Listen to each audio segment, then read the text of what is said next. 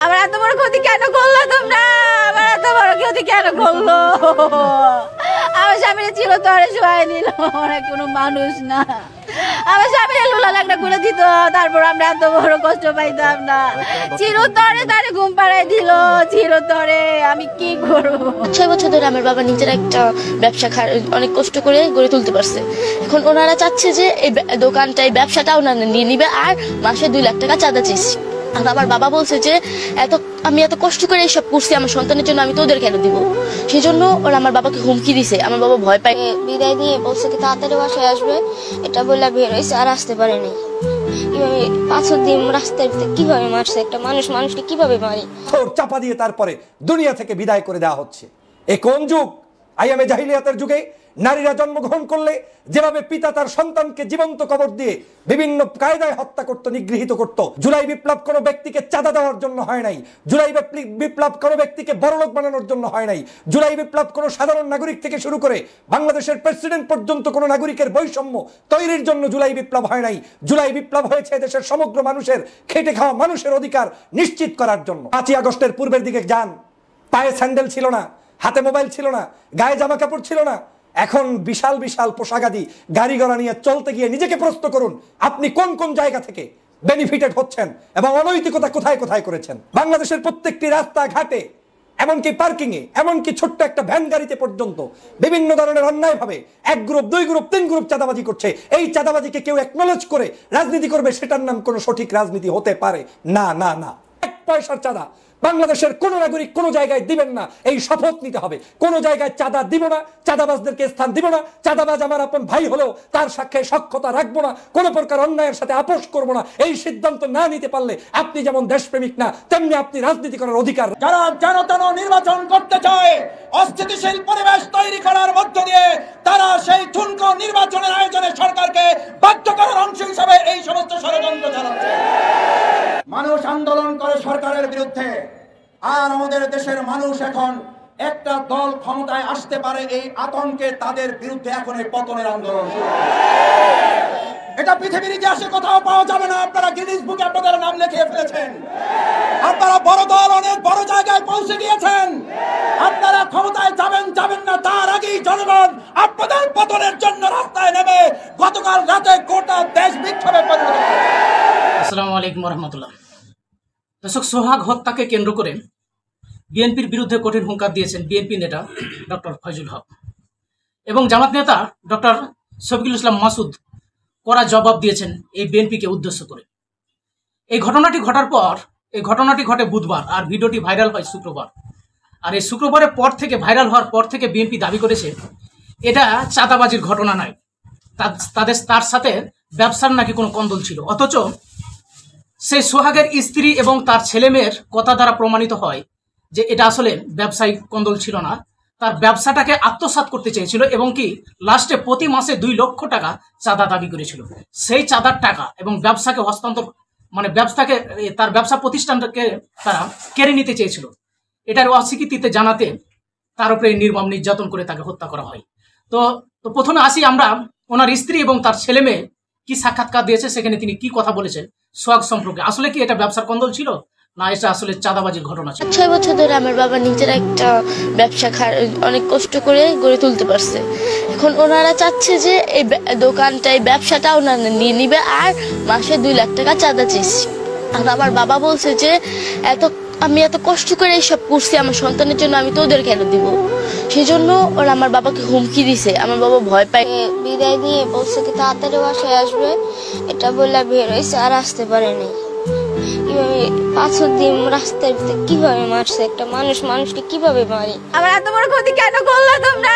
আমার এত বড় ক্ষতি কেন করলো? আমার স্বামীর ছিল তরে শোয়াই দিল, ওরা কোনো মানুষ না। আমার স্বামীর লুলা লাগটা করে দিত, তারপর আমরা এত বড় কষ্ট পাইতাম না। চিরতরে তারে ঘুম পাড়াই দিল, চিরতরে আমি কি করবো? চাঁদাবাজি বলতে যেমন মানে ব্যবসায়ী ওনার কাছ থেকে গেছে, চাঁদাবাজিটা কমই ছিল, কিন্তু যে ব্যবসাটা উনি করতেছে, ওনারা বলতেছে যে মাসে মাসে টাকা দিতে হইব, তুমি একই ব্যবসা এতটা করবা কি লেগা? ব্যবসায়ী সূত্রটা বেশি ছিল, দ্বন্দ্বটা। ব্যবসা দাবি করছিল না চাঁদা দাবি করছিল? হয় ব্যবসা কর নাহলে আমাদেরকে মাসিক চাঁদা দাও, হ্যাঁ কোনটা হ্যাঁ ছিল বলো? বলছে যে ব্যবসায়ী এই ডাকাতে বানাইলে মাসে মাসে 2 লাখ টাকা করে চাঁদা দিতে হইব, যে কোনো একটা মানতে হইব ওনারা বলছিল, কিন্তু আমি কোনোটাই মানবো না, এটাই ছিল ওনার কথা। এই চাঁদা তাহলে ব্যবসার দ্বন্দ্বটার জন্য এটাও সাথে ইফটিজিং করার বাধা দেওয়ার ক্ষেত্রে তারা আপনার ছেলে স্বামীর উপরে চড়াও হয়েছে কিনা, এবং তখন ব্যবসা নিয়ে টানাটানি শুরু করছে। ব্যবসা নিয়ে টানাটানি এই ঘটনা কি জানেন? মূলত ঘটনাটা ব্যবসায়ী আগে ছিল, কিন্তু যখন আমার মেয়ের এইসব কথাবার্তা বলতে, ওটা হলো জাস্ট ওটা একটা ফর্মালিটি দেখাইছে যে মেয়ের কিছু করার জন্য মারামারি করছে। আসলে ওনার আগে থেকে ওনারা বিক্ষোভ হয়ে রয়েছে, মানে ওনার প্রতি। আপনার স্বামীর সাথে তো এরা রাজনৈতিকভাবে এবং ভাঙারি ব্যবসায় একে অপরের সাথে বন্ধুত্ব সম্পর্ক, হ্যাঁ হ্যাঁ ভালো। ব্যবসায়িক দ্বন্দ্ব নিয়ে শুরু হয় কবে? ব্যবসায়ী দ্বন্দ্ব তো মানে এমনি তো রেগুলার 5 বছর ধরে কন্টিনিউ ব্যবসাটা করতেছি। এই কিছুদিন ধরে মানে 3-4 মাস ধরে ওনার প্রতি বহুত আক্ষেপ হয়ে রয়েছে, মানে এটা নেওয়ার জন্য ওনারে অনেক চাপ দিতেছে এটা করার জন্য। না উনি কারো কিছু জানাই নাই, উনি কিছু আগে কোনো চিঠি করে না, উনি শুধু ওনাদের সাথে মিটমাট করতে চাইছে, মানে একসাথে বৈশা। উনি কোনো কাগজ কলমে কোথাও জিটিও করে না, কিছু করে না, ওনাদের সাথে বসে করতে চাইছে। এই যে মাহিনের বাসায় নাকি এই যে ঈশা আপনার হাজবেন্ডের আশাও দেওয়া ছিল, ভাতও খাইতো, হ্যাঁ হ্যাঁ ভালোই সম্পর্কে ছিল, কিন্তু ওনারা এখন ওনার প্রতি এতটা বিক্ষোভ হয়ে গেছে যে ওনাদের সাথে মানে আমার হাজবেন্ডের ব্যবসাটা এখন করতে দিব না, ওনারা থেকে চাঁদা চায়, টাকা চায়, ঠিক আছে। আগে ভালো সম্পর্ক ছিল, এখন বন্ধুর মতন খাওয়া দাওয়া করতে যাইতো, যেহেতু আমার স্বামী একটু ভালো প্রতিষ্ঠানে যেতেছে তখন ওনাদের চোখ পড়ে গেছে, এর জন্য ওনারা হচ্ছে যে আমার একটু একটা বিষয় আমাদের কাছে তথ্য এসেছে যে পলাশ নামের এক জনের অধীনে আপনার হাজবেন্ড একসময় চাকরি করতে, হ্যাঁ। তারপর থেকে তিনি গেল 4 বছর আগে আর কি আলাদা হয়েছেন এবং নিজের ব্যবসা শুরু হ্যাঁ করেছেন। হ্যাঁ এই বিষয়ে আমাদের একটু বলেন। এই বিষয়ে উনি অনেক ভালো ছিল, উনি মানে ওনার কাছে আমার হাজবেন্ডটাকে চাকরি করতো, এক এক জায়গায় যে ওনার বানিয়ে, তখন থেকে শিখার পরে উনি বলছে যে তুমি ভাই যে একটা ব্যবসা নিতে, উনি বলছে যে ভাই আমি নিজে ব্যবসা করবো, ওনার কাছ থেকে মানে শিখা, হ্যাঁ ওখান থেকে উনিও বলছে যে যাও তুমি যখন ব্যবসা করতে চাও করো, আমি যেটুকু পাই তোমার সাহায্য করি। তখন কিছু দিতে পরে উনি নিজে এই যে দোকান নিতে সেবা করতেছে, তখন থেকে একটু করে উনি উপরে উঠছে, উনি অনেক হেল্প করছে না। ও তো আমানুল্লাহ আমানের সমর্থনে বিএনপির সঙ্গে জড়িত ছোটবেলা থেকে, হ্যাঁ যদি কেরানীগঞ্জে থাকে, ওর বোন ওর আমানুল্লাহ আমাকে ভোট দিচ্ছে, হ্যাঁ, এবং গত 17 বছরে রাজনীতির ছিল না বিভিন্ন কারণে। 5ই আগস্টের পরে রাজনীতির সমর্থনে বিভিন্ন সভা সমাবেশে যাওয়া শুরু করে, এবং এদের সাথে সম্পৃক্ততা কিন্তু বাড়ে। এরাও তো ভাঙারি ব্যবসায়ী, হ্যাঁ। কিন্তু এই ভাঙারি ব্যবসায়ী থাকার পরেও আপনার স্বামীর ব্যবসায় চাঁদা দাবি করলো কেন, না মালিকারা দাবি করছে, কোনটি হবে মূলত?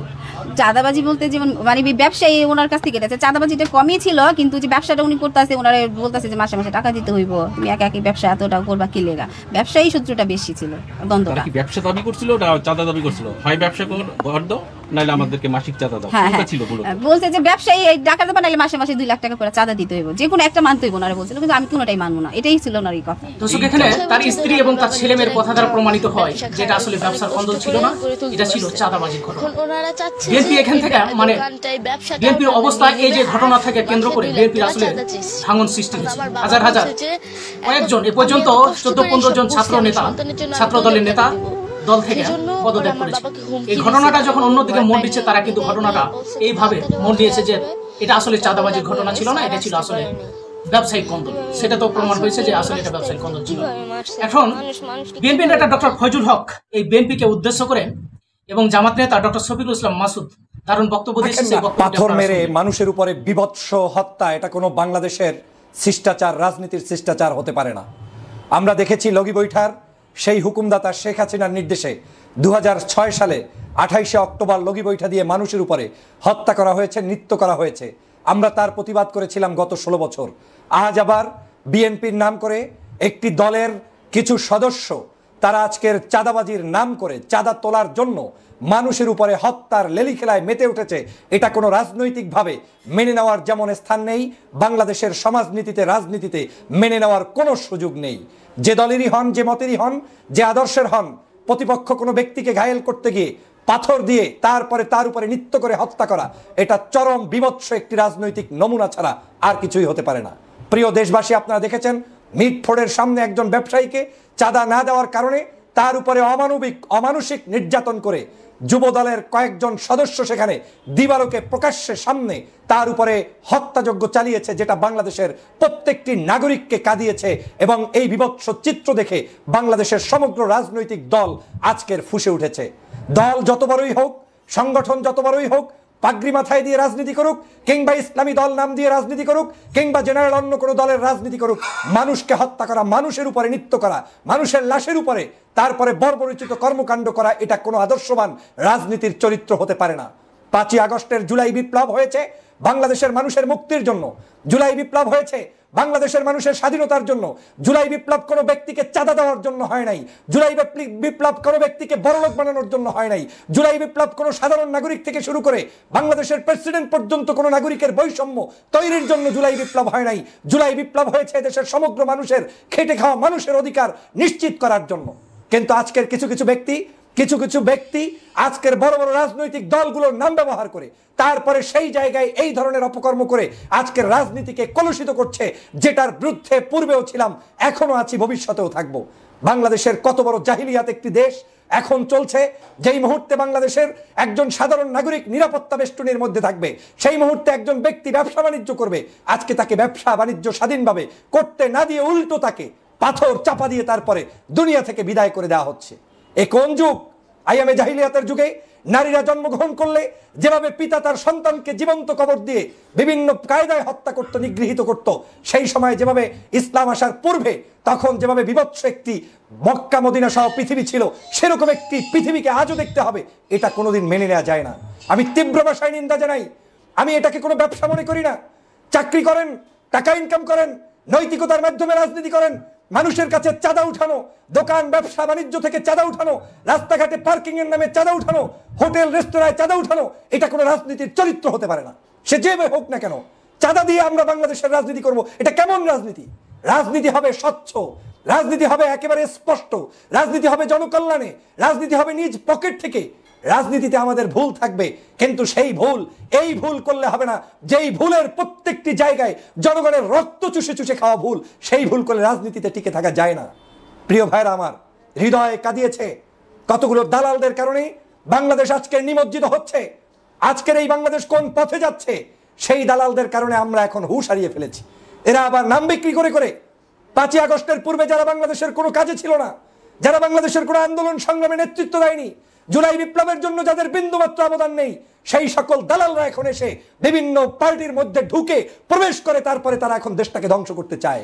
বিএনপির নেতৃত্ববৃন্দকে অনুরোধ করব, আপনারা 4000 মানুষকে বহিষ্কার করেছেন, আপনাদের এই বহিষ্কারের মধ্য দিয়ে দলের নিয়ন্ত্রণ করতে পারবেন না। এই 4000 মানুষকে প্রশাসনের কাছে নিজ দায়িত্বে অন্তর করুন, তাদেরকে সেখানে পাঠিয়ে দিন, বিচার নিশ্চিত করুন। আপনি শুধু বহিষ্কার করার মধ্য দিয়ে আপনার দায়বদ্ধতা শেষ হবে না। এ বহিষ্কার আওয়ামী লীগ করতো, একটা ঘটনা ঘটলে বলতো আমরা এটা জানি না, আমরা এটা চিনি না, সে আমার কেউ না। এগুলো দিয়ে দায় পাওয়া যাবে না, মুক্তি হওয়া যাবে না। বাংলার মানুষ আগামী দিনের কি বাংলাদেশ দেখবে সেটা নিশ্চিত করার দায়িত্ব যদি নিশ্চিত করতে না পারেন, তাহলে আপনাদেরকে জনগণ যেভাবে মনে করছেন সেভাবে গ্রহণ করার কোনো সুযোগ নেই। কথাগুলো আপনাদের কাছে কষ্টের লাগবে, কারণ আপনারা এই কাজগুলোর মধ্যে ইনভলভ, কেউ না কেউ কোনো না কোনো উপায় হয়ে যাচ্ছেন। মনে করছেন এই ইনভলভমেন্টের পক্ষে কেউ কথা বললেই সে আপনার লোক না, বরং আপনার দলের ক্ষতি করছে। বাংলাদেশের যেই মানুষটা চিতিয়ে বুক উঁচু করে এই মুহূর্তে আপনার দোষ ধরে দিচ্ছে, বিএনপির নেতাকর্মীদেরকে সতর্ক করছে, তারাই প্রকৃত আপনার বন্ধু। আর যারা আপনার সাথে দালালি করছে এরা কেউ আপনার বন্ধু না। আমি তো কাউকে চিনি না যারা এই খুন খারাপি, হত্যা, সন্ত্রাস, তারপরে বিভিন্ন জায়গায় দলবাজি করছে, বাণিজ্য করছে, চাঁদা উঠাচ্ছে। এই চাঁদাবাজ মানুষগুলোকে আমি গত 16 বছর কোনো ভালো অ্যাক্টিভিটিসে দেখি নাই। তারা না ছিল ভালো নেতৃত্বে, না ছিল দেশ গঠনে, বরং খুঁজলে দেখবেন তারা আওয়ামী লীগের আমলেও বিভিন্নভাবে ষড়যন্ত্র করে বাংলাদেশের এই দেশে যাতে ভালো একটি পরিবর্তন না হয় সেজন্য ষড়যন্ত্র করেছে। আজকে তারা দলের নাম বিক্রি করে বিভিন্ন ষড়যন্ত্রে লিপ্ত হয়েছে। এই দায়ভার আপনাকে নিতে হবে, আপনাদেরকেই নিতে হবে। কোনো হত্যা, কোনো সন্ত্রাসী, কোনো চাঁদাবাজি, সেটা বিএনপির নামে হোক, জামাতের নামে হোক, ইসলামী আন্দোলনের নামে হোক, ধর্মভিত্তিক মানুষের নাম দিয়ে হোক, কোনো নামে অ্যালাউ করার কোনো সুযোগ পৃথিবীতে নাই। হিউম্যানিটির ভাষায় কাউকে আপনি কোনোভাবে বিচার ছাড়া হত্যা করতে পারেন না। আপনি আইন আদালতের কাছে প্রস্তুত করুন, সোপর্দ করতে পারেন। আপনি একজন ভিক্ষুককে পর্যন্ত আপনার পক্ষ থেকে নির্যাতন করার কোনো রাইট নেই। পাগলকে পর্যন্ত আপনি করতে পারবেন না। কোন শক্তির বলে আপনি অন্যায় করছেন, কোন বাহু বলে আপনি এটা করছেন? আবার যারা এগুলার প্রতিবাদ করবে আপনারা তাদেরকেই ট্যাগিং এর রাজনীতি করবেন। এইটা বাংলাদেশে চলতে দেয়া যায় না। রয়ের খপ্পরে পড়েছেন, বিদেশিদের খপ্পরে পড়া হয়ে গিয়েছে। বিভিন্নভাবে ভালোভাবে রাজনীতি করার সুযোগ থাকলেও সেই সুযোগগুলো গ্রহণ না করে এই ধরনের কিছু দুষ্ট লোকদের কারণে আজকের বাংলাদেশের রাজনীতি কলুষিত হচ্ছে। কোনোদিন এই দায়ভার কারণ নেওয়ার কোনো সুযোগ নেই।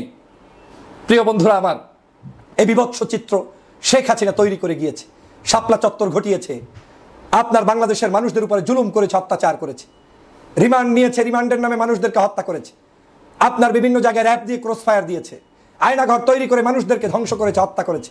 এই কাজ তারা করে অন্যায়ভাবে 16 বছর ক্ষমতায় থেকেছে বিদায় পালিয়ে যেতে বাধ্য হয়েছে। আগামীর বাংলাদেশে এই কাজ করে কেউ থাকতে পারবে না। আপনাকে চাঁদা দেওয়ার জন্য আমরা রাজনীতি করি নাই। আপনার কাছে আপনাকে আমি আমার ব্যবসা করবো, আমার মতো এদেশের একজন হিন্দু মুসলিম বৌদ্ধ খ্রিস্টান যার যেভাবে খুশি সেভাবে রাজনীতি করবে, সমাজনীতি করবে, বসবাস করবে, ট্যাক্স দিয়ে রাজনীতি করার কোনো সুযোগ বাংলাদেশে নাই। এজন্য জুলাই বিপ্লব হয় নাই। যারা মনে করেন ট্রেডিশন রক্ষা করতে হবে, আবার চলতে হবে, 5ই আগস্টের পূর্বের দিকে যান, পায়ে স্যান্ডেল ছিল না, হাতে মোবাইল ছিল না, গায়ে জামা কাপড় ছিল না, এখন বিশাল বিশাল পোশাকাদি গাড়ি ঘোড়া নিয়ে চলতে গিয়ে নিজেকে প্রশ্ন করুন আপনি কোন কোন জায়গা থেকে বেনিফিটেড হচ্ছেন এবং অনৈতিকতা কোথায় কোথায় করেছেন। অনৈতিকতা দিয়ে মানুষের হৃদয়ে স্থান অর্জন করতে পারবেন না। আজকের সারা বাংলাদেশের মৌখিকভাবে বললে হবে না যে এটার সাথে আমরা নাই, এটার সাথে তারা নাই, তো কারা আছে? বাংলাদেশের প্রত্যেকটি রাস্তা ঘাটে, এমনকি পার্কিং এ, এমনকি ছোট্ট একটা ভ্যান গাড়িতে পর্যন্ত বিভিন্ন ধরনের অন্যায় ভাবে 1 গ্রুপ 2 গ্রুপ 3 গ্রুপ চাঁদাবাজি করছে। এই চাঁদাবাজিকে কেউ অ্যাকনলেজ করে রাজনীতি করবে, সেটার নাম কোনো সঠিক রাজনীতি হতে পারে না না না। অতএব প্রিয় সহযোদ্ধা ভাইরা, রাজনীতির নতুন পরিবর্তনের জন্য আমাদেরকে সংগ্রামী ভূমিকা পালন করতে হবে। আপনার চোখের সামনে আপনার দলের লোক যদি অন্যায় করে তার প্রতিবাদ করতে হবে, না হয় আপনি আপনার দলটাকে পায়ে কুঠারাঘাত করে ধ্বংস করে দিচ্ছেন। এই চিত্র দেখার জন্য জুলাই করি নাই, এই চিত্র দেখার জন্য বাংলাদেশ স্বাধীন করি নাই, এই চিত্র দেখার জন্য আমরা 16 বছর নির্যাতনে থেকে বহির্বিশ্বে থেকে আন্দোলন সংগ্রাম করি নাই। আমরা আন্দোলন করেছি একটি সুন্দর সুষ্ঠু বাংলাদেশ দেখতে। আজ যদি আপনারা ব্যর্থ হন, জনগণ উচিত শিক্ষা দিয়ে দিবে, সেই শিক্ষা থেকে বের হওয়ার মতো বিন্দুমাত্র কোনো সুযোগ আপনার হাতে আর থাকবে না। অতএব এই ফাঁদে পাড়া দিয়ে ষড়যন্ত্র করে, ষড়যন্ত্রের মধ্যে আপনারা পাড়া দিয়ে নিজেদেরকে যেমন ধ্বংস করছেন, দেশকে এবং রাজনীতিকে কলুষিত করছেন। ভাবতে পারেন সরকার কি করছে? হ্যাঁ, সরকারের দায়িত্ব আছে বিচার করবে, কিন্তু আমি কি করছি সেটাও আমার দায়িত্ব। আমার নিজেকে জিজ্ঞাসা করতে হবে আমি কি করতে পারছি।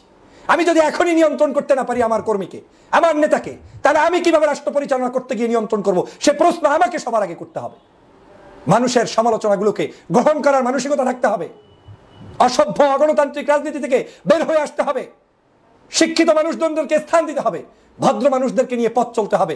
যতই আপনি এই ধরনের অপকর্মের মধ্যে লিপ্তকৃত মানুষদেরকে দেখবেন, প্রত্যেকেই হচ্ছে, ম্যাক্সিমাম মানুষ দেখবেন দলের নাম দিয়েছে, মেট্রিক পাসও করে নাই, দলের নাম দিয়েছে, পদ পেয়েছে, কোনো তার ভূমিকা রাষ্ট্রের জন্য নাই, নেশাখোর, বিভিন্ন পদ পদবি নিয়ে লুটে পুটে খাচ্ছে আর নিজেদেরকে বড় বড় রাজনীতিবিদ মনে করছে।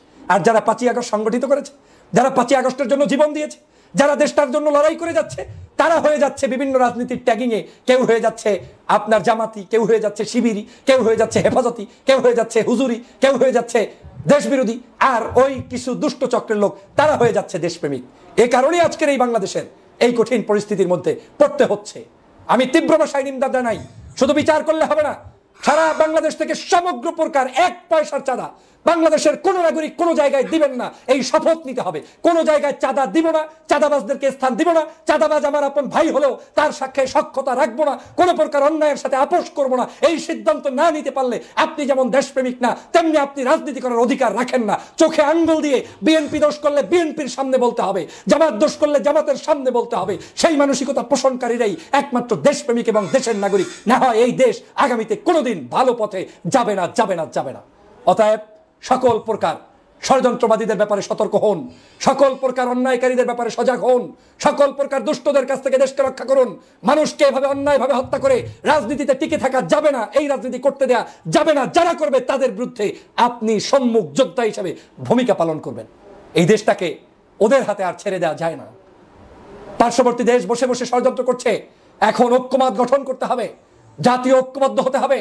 বিএনপি, জামাত, অন্যান্য রাজনৈতিক দল আদর্শিক ভিন্নতা থাকলেও এক থাকতে হবে। যারা একে অপরের সাথে লাগিয়ে দিয়ে দেশটাকে ধ্বংসের লীলা খেলায় নেমে পড়েছেন, তারা এই দেশটার শত্রু ছাড়া আর কিছুই নাই। যারা যেন তেন নির্বাচন করতে চায়, অস্থিতিশীল পরিবেশ তৈরি করার মধ্য দিয়ে তারা সেই ঠুনকো নির্বাচনের আয়োজনে সরকারকে বাধ্য করার অংশ হিসাবে এই সমস্ত ষড়যন্ত্র চালাচ্ছে। মানুষ আন্দোলন করে সরকারের বিরুদ্ধে, আর আমাদের দেশের মানুষ এখন একটা দল ক্ষমতায় আসতে পারে এই আতঙ্কে তাদের বিরুদ্ধে এখন এই পতনের আন্দোলন। এটা পৃথিবীর ইতিহাসে কোথাও পাওয়া যাবে না। আপনারা গিনিস বুকে আপনাদের নাম লিখিয়ে ফেলেছেন, আপনারা বড় দল অনেক বড় জায়গায় পৌঁছে গিয়েছেন। আপনারা ক্ষমতায় যাবেন যাবেন না তার আগেই জনগণ আপনাদের পতনের জন্য রাস্তায় নেমে গতকাল রাতে গোটা দেশ বিক্ষোভে পরিণত হয়েছে। আসসালামু আলাইকুম ওয়া রাহমাতুল্লাহি ওয়া বারাকাতুহু। সংগ্রামী ভাই এবং বন্ধুগণ, আপনারা লক্ষ্য করেছেন 2024-এর জুলাই আগস্টের গণঅভ্যুত্থানের মধ্য দিয়ে যে সুন্দর নতুন একটি বাংলাদেশ, হাজার হাজার ভাইয়ের জীবন, অসংখ্য ভাইয়ের হাত পা চোখের বিনিময়ে অর্জিত হয়েছিল, একটি দলের বিশৃঙ্খলা, হত্যা, সন্ত্রাস, খুন, ধর্ষণের কারণে আজ তা কলঙ্কিত হতে চলেছে।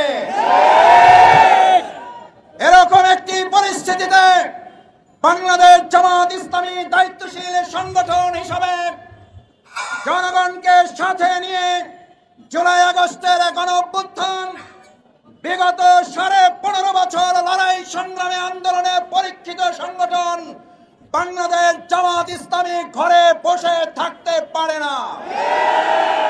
তাই আজ দায়বদ্ধতার জায়গা থেকে জনগণের পাশে দাঁড়াবার অংশগ্রহণের পক্ষ থেকে আজ বাধ্য হয়ে কোন দলের বিরুদ্ধে নয়, দেশের পরিস্থিতি নিয়ন্ত্রণে অন্তর্বর্তীকালীন সরকারের পাশে থেকে জামাত ইসলামী জনগণের পক্ষে দাঁড়াবার জন্য আজ এই সমাবেশ, প্রতিবাদী বিক্ষোভ মিছিলের আয়োজন করেছে।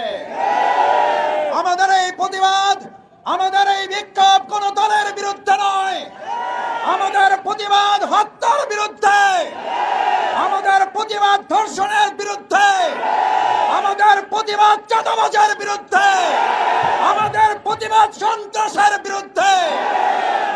দেশ আমরা নতুন করে আরেকবার দ্বিতীয় স্বাধীনতা অর্জন করেছে বলে দেশের মানুষ কিছুটা স্বস্তির সাথে যখন জীবনযাপন শুরু করেছে, তখন আমরা লক্ষ্য করেছি একটা দল নির্বাচন নির্বাচন নির্বাচন জিকির তুলে অন্তর্বর্তীকালীন সরকারকে ব্যর্থ এবং তাদেরকে অস্থিতিশীল করে যেন একটা নির্বাচনের পায়তারার অংশ হিসাবে এই অন্যায় অপকর্মগুলো শুরু করেছে। এটার জন্য মাস্টার ডিগ্রি, এটার জন্য উচ্চ শিক্ষিত হওয়ার প্রয়োজন নাই। আমাদের সাধারণ জনগণের কথা বলতে শুরু করেছে। এটার জন্য আজকে শুনলাম সাংবাদিক সম্মেলন করে তদন্তের কথা বলা হয়েছে। এদেশের মানুষ তদন্ত করার কথা বলে, কিন্তু তাদের কাছে একটা তদন্ত আছে। যারা যেন তেন নির্বাচন করতে চায়, অস্থিতিশীল পরিবেশ তৈরি করার মধ্য দিয়ে তারা সেই ঠুনকো নির্বাচনের আয়োজনে সরকারকে বাধ্য করার অংশ হিসাবে এই সমস্ত ষড়যন্ত্র চালাচ্ছে। 9 তারিখে ঘটনা সংঘটিত হয়েছে। আজকে সাংবাদিক সম্মেলন কেন? আমরা সেই দলের কাছে জানতে চাই, 9 তারিখে আপনার নেতাকর্মী হত্যা হয়েছে, আপনার তো সেদিন সাংবাদিক সম্মেলন করে জনগণের কাছে আপনার ঘটনা উপস্থাপন করার কথা ছিল। আমরা মনে করি, জনগণ মনে করে আপনারা আপনাদের অপকর্ম ধাপা চাপার দেওয়ার সব চেষ্টা ব্যর্থ হয়ে যাওয়ার কারণে জনগণের তোপের মুখে করে এখন আপনারা মানুষের সামনে এসেছেন। আমার ভাইয়েরা, আরেকটা কথা বলে শেষ করতে চাই। পৃথিবীর ইতিহাসে সম্ভবত এটা বিরল ঘটনা, মানুষ আন্দোলন করে সরকারের বিরুদ্ধে, আর আমাদের দেশের মানুষ এখন একটা দল ক্ষমতায় আসতে পারে এই আতঙ্কে তাদের বিরুদ্ধে এখন এই পতনের আন্দোলন শুরু। এটা পৃথিবীর ইতিহাসে কোথাও পাওয়া যাবে না। আপনারা গিনিস বুকে আপনাদের নাম লিখিয়ে ফেলেছেন। আপনারা বড় দল, অনেক বড় জায়গায় পৌঁছে গিয়েছেন। আপনারা ক্ষমতায় যাবেন যাবেন না তার আগেই জনগণ আপনাদের পতনের জন্য রাস্তায় নেমে গতকাল রাতে গোটা দেশ বিক্ষোভে পরিণত হয়েছে। আমরা জুলাই আগস্টে যে স্লোগান শুনেছি, গত রাতে বিশ্ববিদ্যালয়, স্কুল, কলেজগুলোতে সেই স্লোগান শুনেছি। তার মানে আপনাদের প্রোগ্রাম থেকে এখন জয় বাংলার স্লোগান হয়। বাধ্য হয়ে জনগণ আজ আপনাদের বিরুদ্ধে মুখ খুলে ছাত্র জনতা আবার আরেকটা 5ই আগস্টের জন্য প্রস্তুতি গ্রহণ করছে। সতর্ক হয়ে যান, দেশবাসীর কাছে ক্ষমা চান, অন্যায়, অত্যাচার, চাঁদাবাজি, সন্ত্রাস, খুন, ধর্ষণ বন্ধ করুন। না হলে 5ই আগস্টের মুখে আবার আরেকটা দেশত্যাগের ঘটনা ঘটতে অস্বাভাবিক কিছুই হবে না। আসুন সম্মানিত ভাই এবং বন্ধুগণ, বাংলাদেশ জামাত ইসলামীর সেই আন্দোলন সংগ্রামের মধ্য দিয়ে একটা সুষ্ঠু, নিরপেক্ষ, অংশগ্রহণমূলক নির্বাচনের জন্য আমরা জনগণের পাশে থেকে এগিয়ে যাই, সেই প্রত্যাশা